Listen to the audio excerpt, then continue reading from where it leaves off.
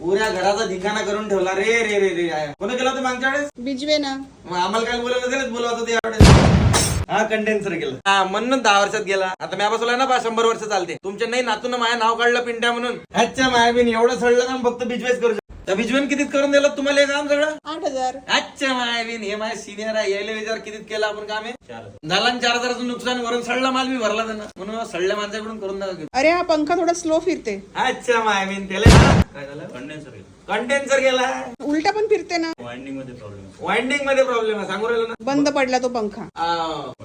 Winding जळलं ना त्याचं. अच्छा मायाबीन. हॅलो आशिष भाऊ इलेक्ट्रिशियन स्पीकिंग. हा येत नाही त्याच्याकडे.